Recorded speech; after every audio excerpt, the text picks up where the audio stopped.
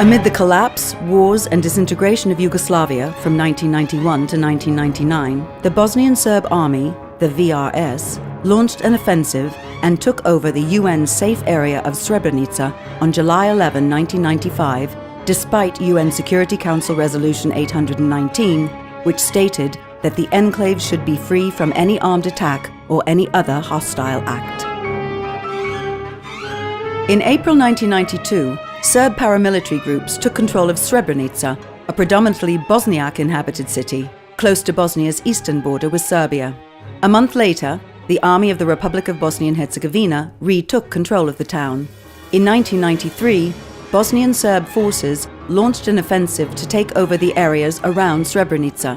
Swollen with refugees, the town's population increased from its pre-war 27,000 inhabitants to 60,000.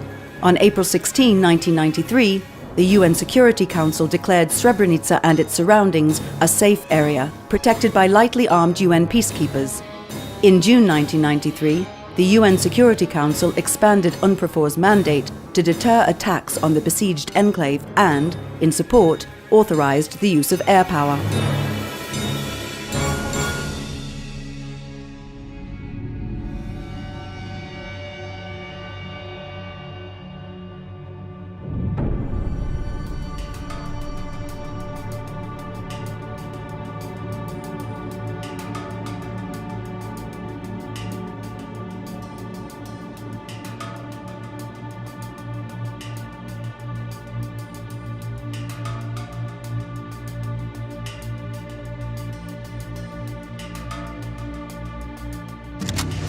The strategy of the Bosnian Serb authorities was to render the enclaves unsustainable by limiting supplies of fuel, ammunition and food to UN peacekeepers, which undermined their ability to effectively carry out their duties to the safe areas.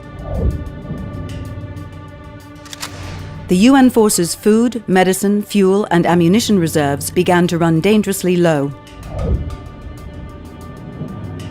The Bosnian Serb army were given approval to create an unbearable situation of total insecurity with no hope of further survival or life for the inhabitants of Srebrenica. Directive 7.1 recommended that the Drina Corps of the Bosnian Serb army conduct active combat operations. The Drina Corps launched a military operation against the safe area of Srebrenica. On June 3, Dutch UN soldiers at the observation post Echo were forced to leave their position.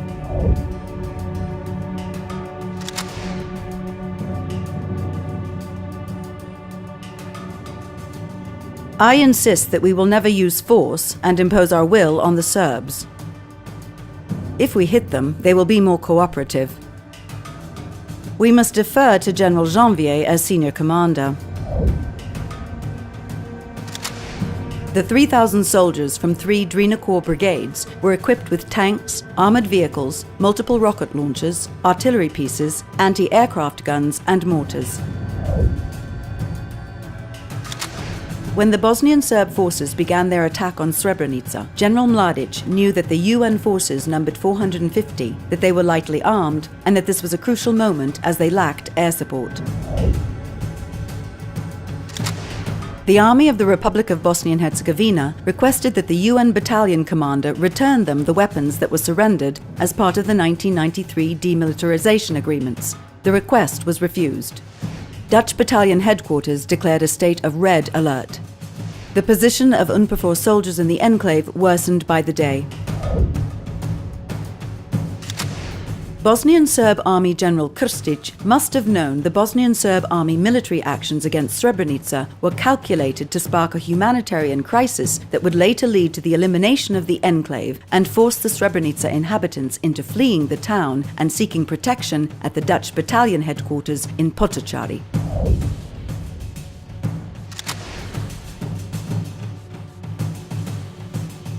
Carl Bildt urged the Bosnian Serbs to refrain from military actions in order to give the political negotiations a chance.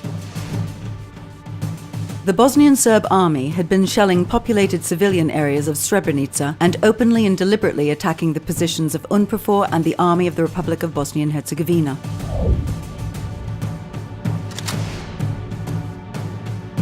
The Dutch battalion commander requested close air support in response to an attack on observation post Foxtrot, but his request was denied. UNPROFOR officials in Sarajevo and Zagreb also believed the Bosnian Serb army did not intend to overrun the entire enclave, but only to take control of strategic areas in its southern part. Bosnian Serb army soldiers, upon entering the UN observation post Foxtrot, ordered its crew to abandon the post and surrender their arms. The Bosnian Serb army took UN observation post uniform. Observation posts Foxtrot and uniform had fallen. The situation had grown very tense.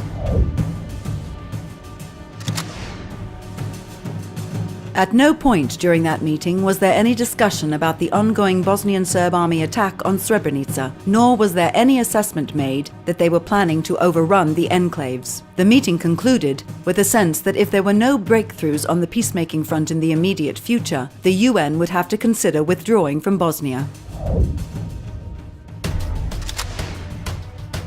The UNPROFOR commander insisted that the UN soldiers being held in Bratunac should be allowed to return to Potocari. General Tolimir responded that he would convey the proposal to his subordinates on the ground. The estimated 3,000 residents of the Swedish shelter project, located near the southern perimeter of the enclave, began fleeing towards Srebrenica town. The Bosnian Serb army began to attack UN observation post Kilo in the south of the enclave. The UNPROFOR commander's chief of staff expressed that he considered this to be an attack on the safe area and said that UNPROFOR would be forced to defend it with all means. It was decided that the Dutch battalion should establish a blocking position against the Bosnian Serb army forces' approach to the town. In connection with this, the acting UN commander in Sarajevo forwarded to the UNPROFOR command in Zagreb a written request for close air support. The UNPROFOR commander's chief of staff demanded that the Bosnian Serb army offensive on Srebrenica be stopped, that the Bosnian Serb army withdraw to the enclave boundary, and that the Bosnian Serb army also immediately release all Dutch battalion personnel and their equipment. As the arrangements for the provision of close air support were being made, the Dutch battalion commander, who had earlier favoured its use, changed his assessment in view of the extent to which the Bosnian Serb army had now advanced. Late on July 9, President Radovan Karadzic issued a new order giving the Drina Corps the green light to take the town of Srebrenica. As NATO planes began to circle over the area, the Bosnian Serb army stopped firing and the attack halted. That afternoon, the NATO planes left the area. As the planes left, the Bosnian Serb army continued firing on the Dutch as long as the UN blockades were not in the town itself. The Dutch still held Srebrenica, but the Bosnian Serb army held all the key positions and were ready to enter the town the following day. On one side, there were 370 soldiers in the Dutch battalion, and on the other, there were thousands of soldiers armed to the teeth. Even if we'd had 3 times as many peacekeepers, they wouldn't have been enough to stop the Serbs. The Dutch battalion commander again requested close air support. This was approved in Tuzla and Sarajevo and was passed to UNPROFOR headquarters in Zagreb. The aircraft for close air support were on standby and could be ready if called upon within 1 hour. The special representative of the UN Secretary-General, Yasushi Akashi, who was in Dubrovnik at that time, attempted to contact the President of Serbia, Slobodan Milosevic, unsuccessfully.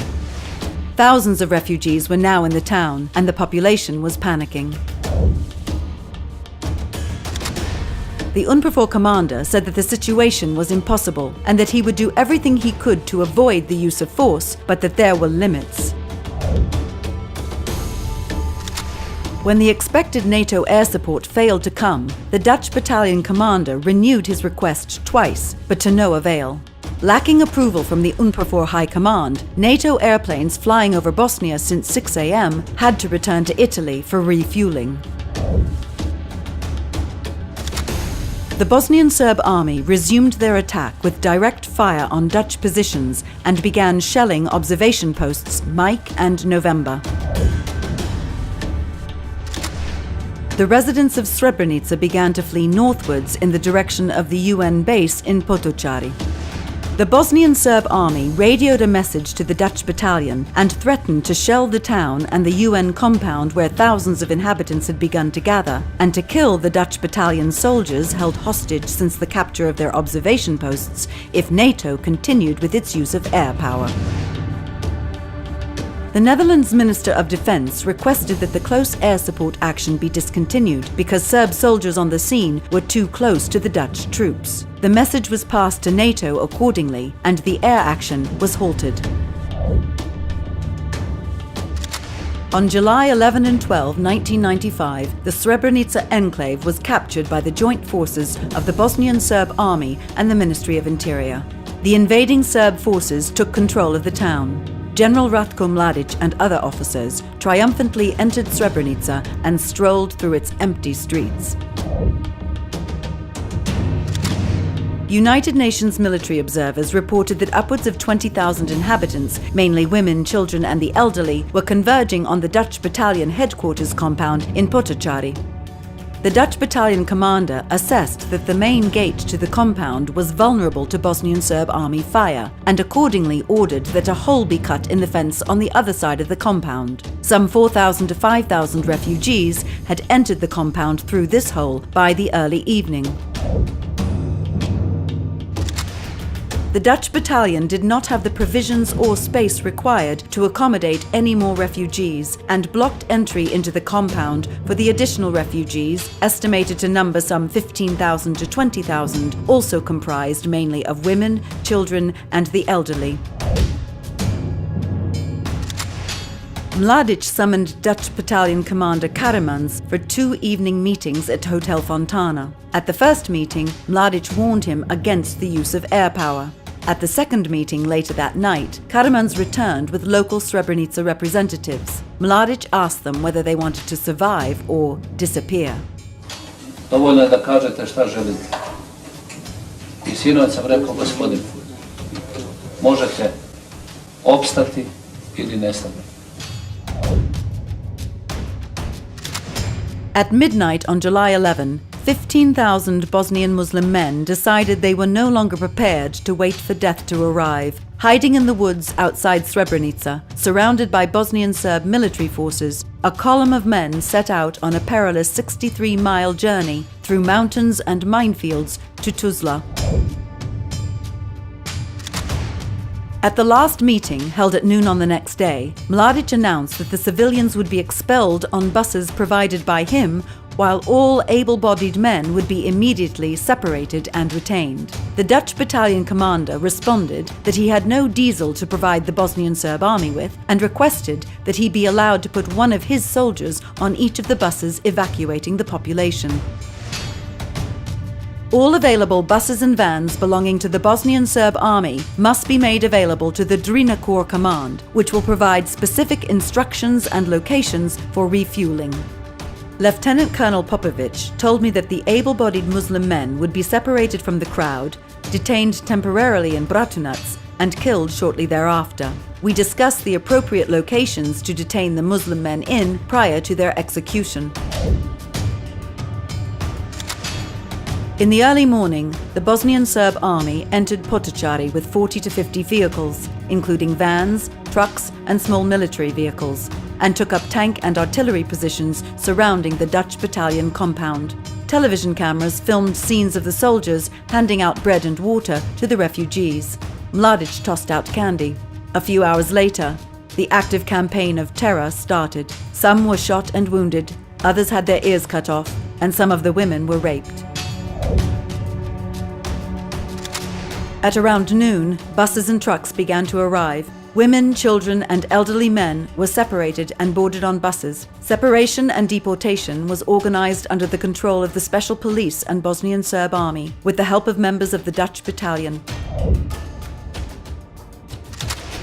The Bratunac Brigade was responsible for monitoring fuel disbursements to the buses and trucks. According to handwritten records regarding the issuing of fuel, at least 42 buses from various Bosnian Serb companies arrived in Potocari and were fueled up. General Ratko Mladic mingled among the crowd of women, children and elderly, reassuring them that nothing would happen to them. All of this occurred while nearby soldiers began their crimes in scattered spots just out of view of UN officials. Ne bojte se ništa, samo polako. Neka prvo idu žene I djeca. Doće 30 autobusa, prebacit ćemo vas prema Kladnju. Odatle ćete preći na teritoriju koju kontrolišu Aline snage. Samo bez panike I propustite malu djecu I žene. Nemojte da se neko dijete izgubi. Ne bojte se ništa, niko vam neće ništa uraditi.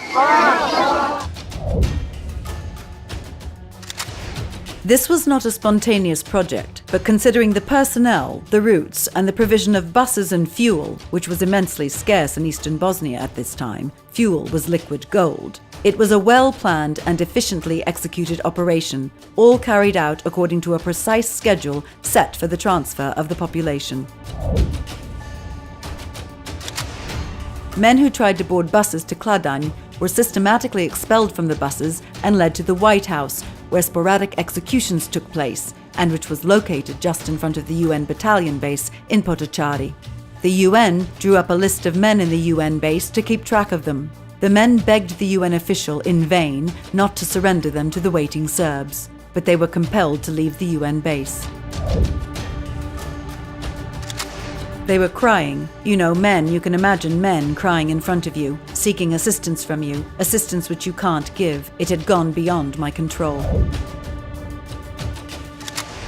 The Dutch deputy battalion commander had initially protested to the Bosnian Serb army about the separation of the men, but relented when the latter claimed that the men would not be harmed and would simply be treated as prisoners of war in accordance with the Geneva Conventions.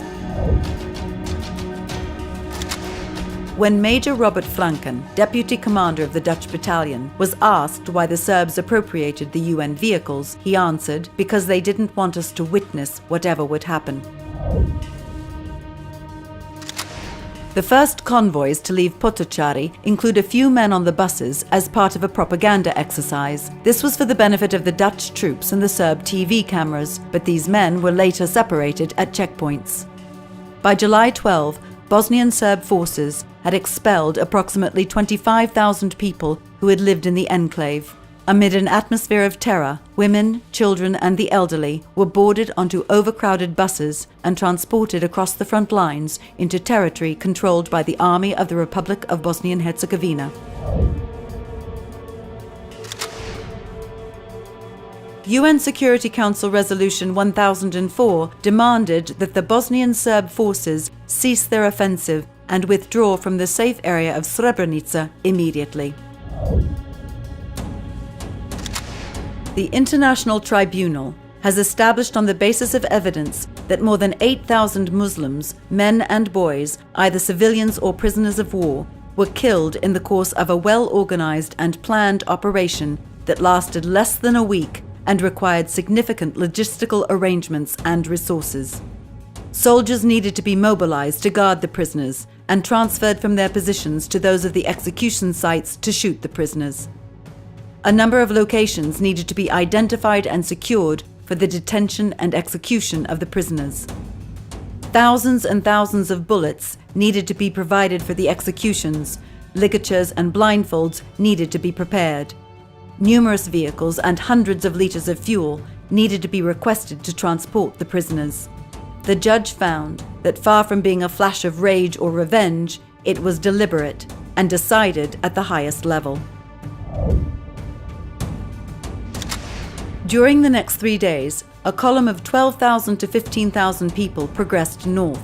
On July 13, groups that had broken off from the column made their way to the main road and finally managed to cross the road by dawn.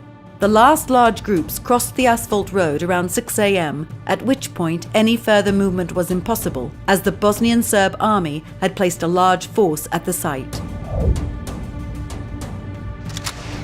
Groups of men in large numbers from the rear of the column began surrendering to the Bosnian Serb army. From the start of the day until 5:30 p.m., at least 6,000 men from the column were captured in different places on their way to Kladanj and sent to various detention areas. Witnesses estimated that between 1,000 and 4,000 people captured from the column were detained in Sandici Meadow. The soldiers guarding them demanded that they place their belongings in a pile and surrender their valuables. Between 1,500 and 3,000 people captured from the column were detained at a football field in Nova Kasaba and forced to surrender their belongings and valuables. A number of the prisoners held at Nova Kasaba and Konjović Polje were executed during the morning of July 13 on the banks of the Jadar River, where they were lined up and shot. Thousands of the Bosnian Muslims taken captive after the fall of Srebrenica were killed in carefully planned mass executions starting on July 13. Mass executions at the sites further north of Bratunac were carried out between July 14 and July 17. The corps and brigade commanders were ordered to intercept the column. They located a gathered mass of around 5,000 men from the column and opened artillery fire on them. Various levels at the UN were alarmed that violence had been inflicted against the men of Srebrenica. The UN Secretary-General's special envoy was sent to continue with the renewal of negotiations with Bosnian Serb officials at the highest levels and, if deemed appropriate, with authorities in Belgrade. There were visible signs of the existence of a plan for mass executions. Entries in a travel log for a vehicle from the Zvornik Brigade Command showed that the same vehicle drove to various locations where during the next few days thousands of Bosnian Muslim men were detained.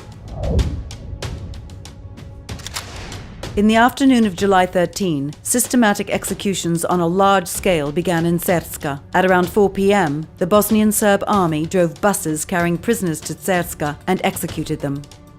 Late in the afternoon, more than 1,000 prisoners in Sandici village were taken to Kravica and detained in a warehouse. Executions began around 5 p.m. and lasted several hours. Prisoners were killed with infantry arms, machine guns, and grenades. After the last prisoner was killed, an excavator began hauling the bodies out of the warehouse.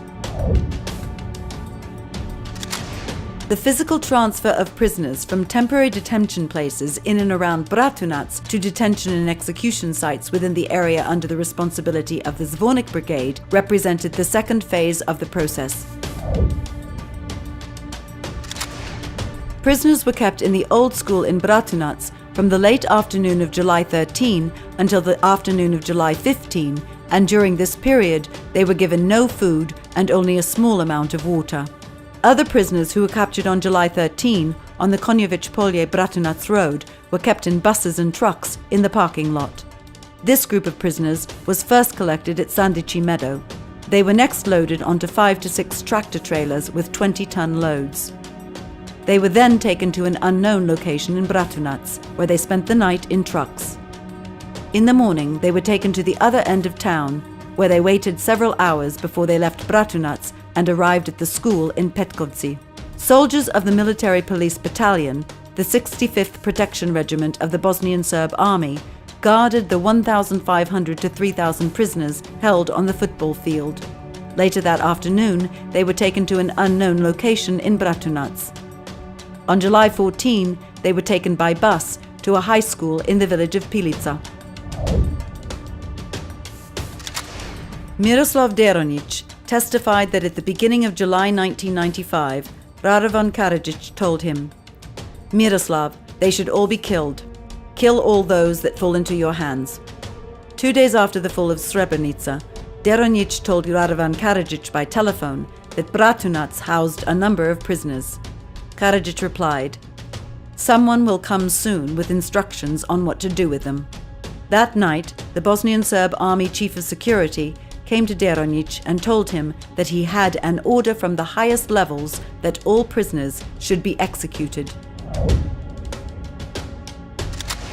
It was reported to me that on the evening of July 13, approximately 80 to 100 Bosnian Muslim men had been killed in a hangar at the school Vuk Karadžić in Bratunac. All the piles of personal belongings of civilians deported from Potocari, including the identity papers of the men seized, were burned. At that point, soldiers from the Dutch battalion were sure that the story about screening for war criminals could not be true.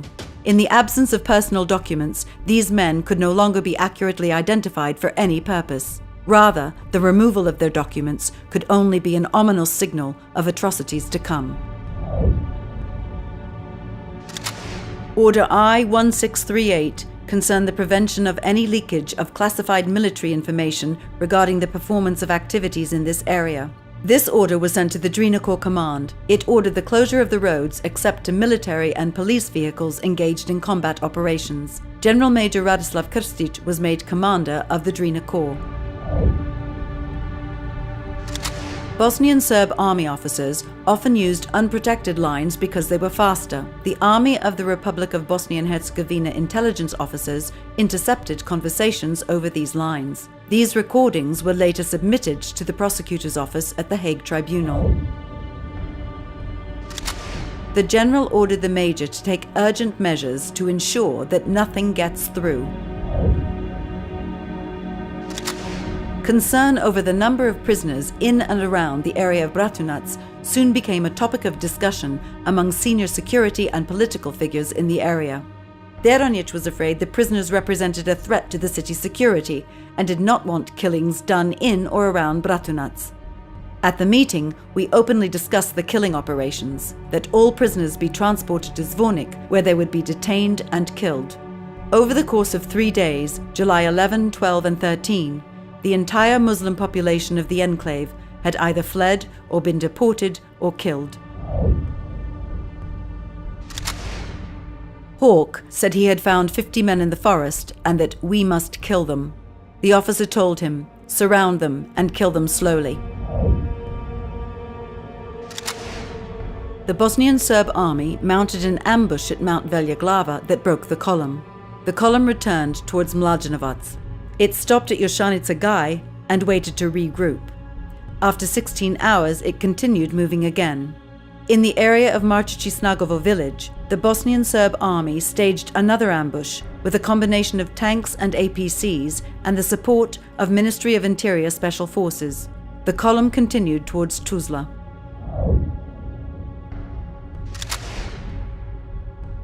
Reports of the disappearance of Bosnian Muslim men from Srebrenica began to appear in the world media.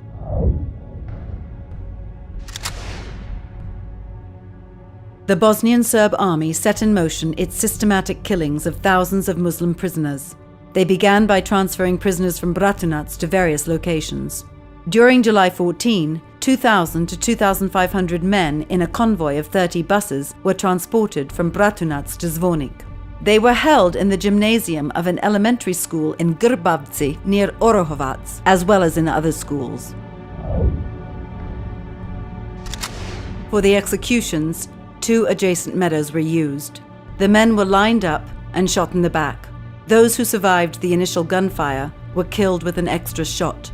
Once one meadow was full of bodies, the executioners moved to the other. While the executions were in progress, earth-moving equipment was digging the graves. The UN Security Council was especially concerned about reports that up to 4,000 men and boys had been forcibly removed from the Srebrenica safe area and demanded that, in conformity with internationally recognized standards of conduct and international law, the Bosnian Serb Party release them immediately.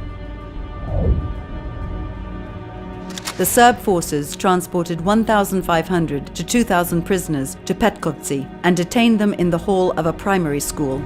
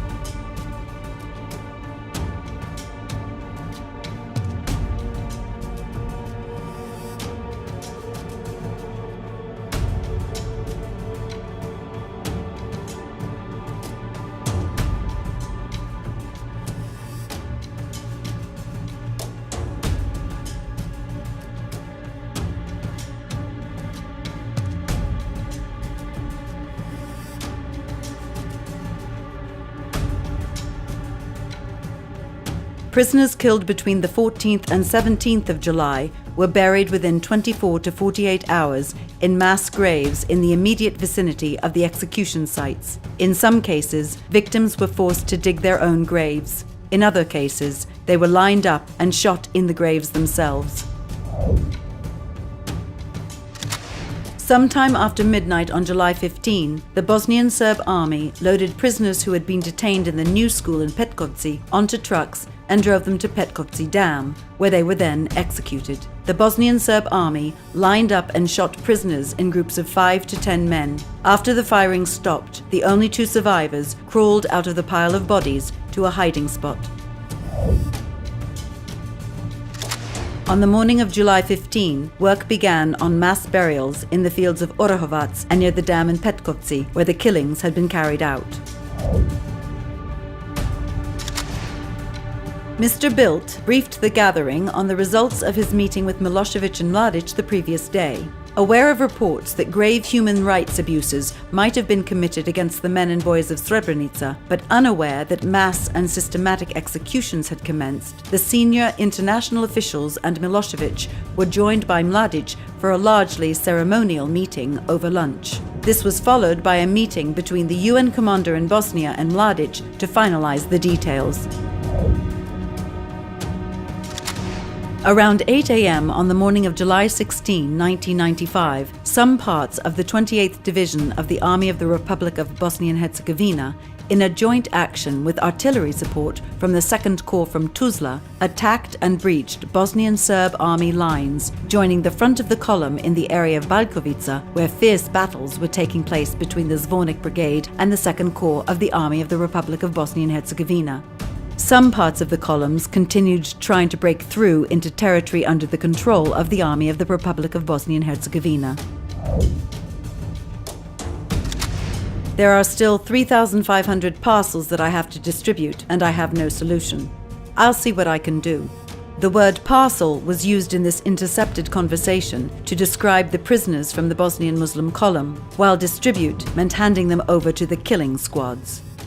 Obrenovic is really engaged to the maximum. This parcel has done the most to ruin us. And since this morning we have been reporting on the number of people, so.